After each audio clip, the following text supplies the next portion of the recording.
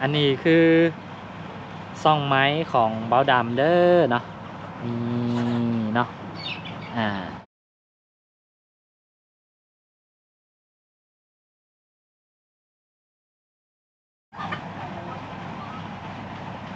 สบายดีสบายดีและสวัสดีบรรดาพ่อแม่พี่น้องหมดสุขสุขคนอีกตื่มเส้นเก่าเส้นเคยเนาะสบายดียามแรงๆพี่น้องนะมื้อนี้ก็นี่พอดีลูกสวนมาเนาะตะเว้นกำลังสิตกดินเลยเนาะพี่น้องนะช่วงแรงๆก็นี่ละนะพอดีเห็นคอมเมนต์เนาะของบรรดาพ่อแม่พี่น้องใน EP ก่อนหน้านี้เนาะก็หลายแฮงเนาะเห็นมีบรรดาให้พี่น้องเนาะหลายๆทานเนาะให้ความสนอกสนใจ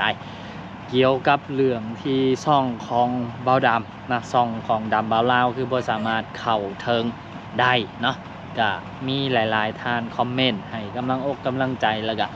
บางท่านก็ให้คำแนะนำในต่างๆเนาะมุมต่างๆก็ขอขอบใจขอบบุญขอบคุณบรรดาให้พี่น้องหลายๆเด้อที่ยังหักยังแพงแล้วก็คอยติดตามคอยสนับสนุนเนาะเบาดำคือเก่าคือเดิมเนาะเพราะว่าซ่องเก่าหรือว่าซ่องไม้ก็ต้องขอบใจหลายๆเนาะแล้วก็เซิงในคอมเมนต์เนาะหลายๆทานคอมเมนต์เบาดำก็ได้ไล่อ่านแล้วก็กดใจให้ทุกคอมเมนต์เลยเนาะพี่น้องเนาะก็มีหลายๆคอมเมนต์เนาะที่แนะนำให้เบาดำนี่สร้างซ่องไม้แล้วก็ลบซ่องเก่าเนาะก็หลายคอมเมนต์เลยคือสำหรับส่วนตัวของเบาดำเนาะการสร้างซ่องไม้มันบ่แม่นเรื่องยากนะคือเฮาสร้างปึ๊บก็สามารถลงคลิปลงนั่นได้เลยเนาะโดยที่ว่าบ่จำเป็นต้องรอถามอีหยังแต่ว่าก่อนที่ว่าสิผ่านกฎก่อนที่ว่าสิมีผู้ติดตามคือจังซ่องเก่าซ่องเดิมของเฮาที่ว่าตอนนี้เฮาบ่สามารถเฮ็ดแม่นหยังกับมันได้นี่น่าจะใช้เวลาหลายปีเนาะเผลอๆเฮาอาจสิไปบ่ฮอดซ้ำเก่าก็เป็นได้เนาะสำหรับช่อง YouTube ของเฮาเพราะว่าช่องเก่านี่เดี๋ยวบ่าวดำสิเอาให้เบิ่งเด้อพี่น้องเด้อนะช่องเก่าของเฮานี่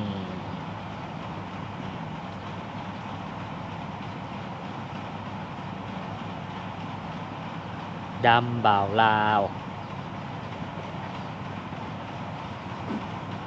นี่เนาะพี่น้องนะ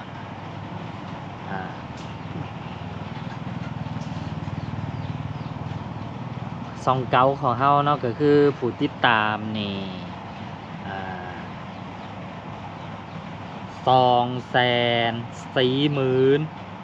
246,000 กว่าคนเนาะก็สำหรับบ่าวดำก็คือหลายสมควรเนาะหลายเอาแถวว่าบ่คิดบ่ฝันว่าเฮาสิเดินทางมาฮอด246,000 คนเนาะสำหรับยอดซับยอดผู้ติดตามสำหรับผู้ที่ว่าเพิ่นเก่งเนาะยอดผู้ติดตามซ้ำนี่ก็อาจสิธรรมดาแต่ว่าสำหรับคนธรรมดาคือจังบ่าวดำนี่มาได้ซ้ำนี่คือบ่าวดำภูมิใจเนาะพี่น้องเนาะคือแบบมาไกลเกิน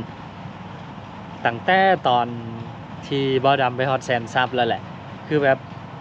โอ้มันเกินสิ่งที่เฮาคิดเกินจินตนาการของเฮานะพี่น้องนะคือแบบมาไกลก็นี่แหละเนาะซ่องตัวนี้เนาะ246,000 ซับ ขออภัยนะมีบรรดาไว้พี่น้องหลายๆทานแนะนำให้ลบหรือว่าปิดซ่องเก่าเนาะคือเบาดำยังทำใจบ่ได้นะพี่น้องนะที่ว่าสิให้เบาดำไปลบหรือว่าไปปิดซ่องตัวนี้นะคือเบาดำก็เลยสิปะมันไว้จังซี่ล่ะนะเพื่อเวลาใดที่เบาดำคิดฮอดหรือว่าอยากเห็นคลิปเก่าๆอยากเห็นความทรงจำเก่าๆที่พอเฮาเคยร่วมสร้างคลิปตั้งแต่ EP แรกจน EP สุดท้ายนะเฮาก็สามารถย้อนกลับเข้าไปเบิ่งได้แล้วก็เวลาลูกหลานของเฮาอยากเห็น อยากเบิ่งคลิปของเฮาตอนที่ว่าเฮาเริ่มสร้างตัวตนใหม่ๆก็เพิ่นก็สามารถเข้ามาเบิ่งเข้ามาติดตามในคลิปใน EP ของพวกเฮาได้นั่นแหละเนาะแล้วก็คลิปหลายๆคลิปเนาะก็เป็นคลิปที่ว่าเกี่ยวกับลูกสาวเนาะเก็บความทรงจำของลูกสาวในหลายๆคลิปก็เบาดำสิรักษาเอาไว้เนาะไว้ตอนที่ลูกสาวใหญ่ก็ให้ลูกสาวเข้ามาเบิ่งเนาะวิดีโอในช่องของพวกเฮาเนาะรวมทั้งหมดก็คือ 1,100 รายการเนาะก็โอ้หลายเติบเนาะพี่น้องเนาะคันถ้าหากว่าตีว่าลงคลิปทุกมือก็อันนี้ก็น่าสิใช้เวลารวมๆเนาะ3 ปีกว่าๆเนาะก่อนที่ว่าสิได้จำนวนวิดีโอซ้ำนี้นะเนาะลงคลิปทุกมือได้ก็คือ3 ปีนะพี่น้องนะก็นี่แหละบ่าวดำก็เลยว่าสิบ่ปิดช่องนี้สิบ่ลบช่องนี้คือบ่าวดำกับบ่ฮู้คือกันเนาะเมลเฮาเข้าได้ช่องนี่บ่สามารถเข้าถึงได้เลยแต่ว่ามันมีช่องทางที่ว่าสามารถลบได้เนาะบ่าวดำไปลองสอบเพิ่นแล้วสามารถลบออกได้แต่บ่าวดำสิบ่ลบนะพี่น้องเนาะก็สิปะมันไว้นี่ล่ะนะเป็นความทรงจำดีๆของพวกเฮานะทั้งของบ่าวดำเองแล้วก็ทั้งของบรรดาให้พี่น้อง FC เนาะหลายๆท่านที่ว่าเพิ่นเคยซอยเหลือหรือว่าสนับสนุนเด็กน้อยหรือว่าผู้ที่ขาดโอกาสหลายๆท่านเนาะก็เวลาเพิ่นคิดฮอดคิดถึงก็เพิ่นก็สามารถย้อนความทรงจำเนาะกลับเข้ามาเบิ่งใน EP นี้ของเฮาได้เนาะมื้อนี้บ่าวดำสิบ่ปิดช่องนี้เนาะแต่ว่าบ่าวดำสิพาทุกคนไปสร้างช่องใหม่นะค่ะสร้างตอนนี้แล้วพี่น้องเนาะเอาแบบสดๆเอาแบบเรียวๆเลยนะตัวนี้เป็นช่องเก่าเนาะซึ่งบ่าวดำก็ได้เกียมเมลไว้เป็นเทียบห้อยแล้วนะอันนี้ก็คือเป็นเมลใหม่ของบ่าวดำนะก็เดี๋ยวพาไปสร้างช่องใหม่พร้อมๆกันนะพี่น้องนะกดเข้าไปสร้างช่องคูบนี่เดี๋ยวบ่าวดำชิปไซต์เถอะนะสำหรับซื้อแท้ของบ่าวดำนะมันทองไม้แก้วอุดรแต่ชิปไซต์ซื้อแท้นะชิไซต์เป็นซื้อลิดแบบธรรมดาเนี่ยนะชิไซต์เป็นดำ.la เนาะพี่น้องนะบ่ฮู้ว่าสิได้หรือบ่ได้สิผ่านหรือบ่ผ่านเนาะซื่อนี่ก็ดำนี่บ่าวดำสิไซส์เป็นภาษาไทยเนาะแล้วก็ LA เป็นโตภาษาอังกฤษย่อมาจากลาวเนาะเอาสั้นๆจังซี่เนาะพี่น้องเนาะบ่ฮู้ว่าสิได้หรือบ่ได้เดี๋ยวลองเบิ่งพี่น้องดำ .la LA เอาเป็นตัวใหญ่นะพี่น้อง LA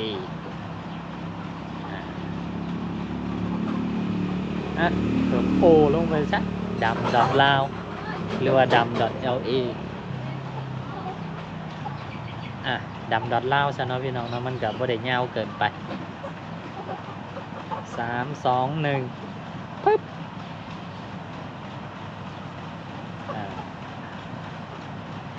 แล้วก็ handle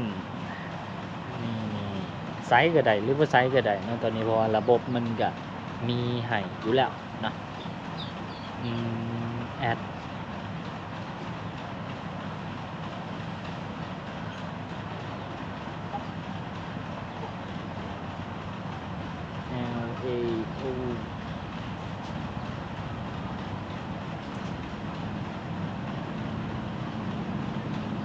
คิด1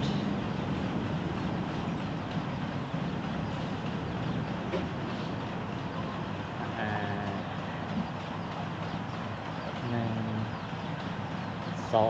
3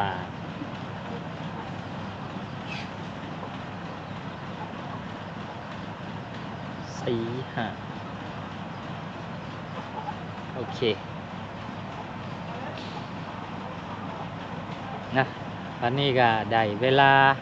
กดสั่งซ่องเนาะพี่น้องเนาะจากสื่อจากแฮนเดิลที่เขาใส่ไป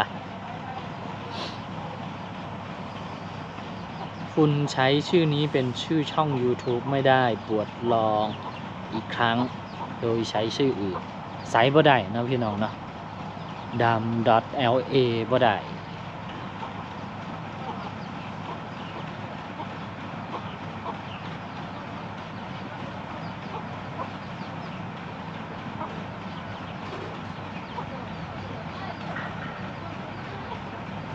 ใส่มันยังดีวะ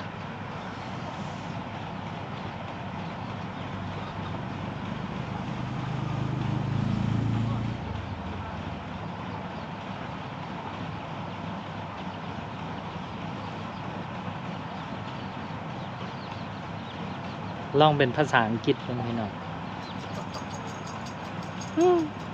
นี่ก็บ่ได้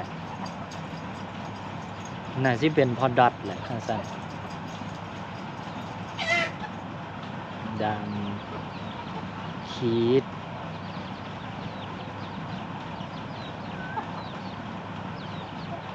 โอเคลองเบิ่งโอเคนะคือตอนนี้เฮาได้ซ่องไม้ของเฮาเป็นเจียบห้อยแล้วนะพี่น้องนะเดี๋ยวลองหาฮูปเบิ่งว่ามีฮูปเดี๋ยวค่อยเปลี่ยนนะค่อยเปลี่ยนตามหลังพี่น้องแล้วก็สำหรับฮูปโปรไฟล์เนาะบ่าวดำสิขึ้นอยู่ที่หน้าปกให้เนาะนี่เด้อพี่น้องเด้อนะอันนี้คือซ่องไม้ของบ่าวดำเด้อเนาะนี่เนาะกะฝากบรรดาให้พี่น้องเนาะหมดทุกผู้ทุกคนเนาะ FG ทุกท่านซอยกันเข้าไปติดตามแล้วก็ให้กำลังใจบ่าวดำคือเก่าเนาะบรรดาให้พี่น้องเนาะหลายๆท่านเฮียคองกันเข้ามาเนาะว่าให้สร้างซ่องไม้โอเคมื้อนี้บ่าวดำสร้างแล้วเด้อพี่น้องเด้อเนาะชื่อว่าดำขีด LAO เนาะพี่น้องเนาะอันนี้ก็คือซ่องไม้ของบ่าวดำกะประมาณนี้เนาะสำหรับ EP นี้ก็ขอบใจขอบคุณขอบคุณบรรดาให้พี่น้องเนาะหมดทุกผู้ทุกคนบ่ว่าสิเป็นจากทางฝั่งไทยฝั่งลาวแล้วก็อยู่ทางต่างประเทศเนาะสหรัฐอเมริกาแคนาดาฝรั่งเศสแล้วก็ประเทศอื่นๆเนาะก็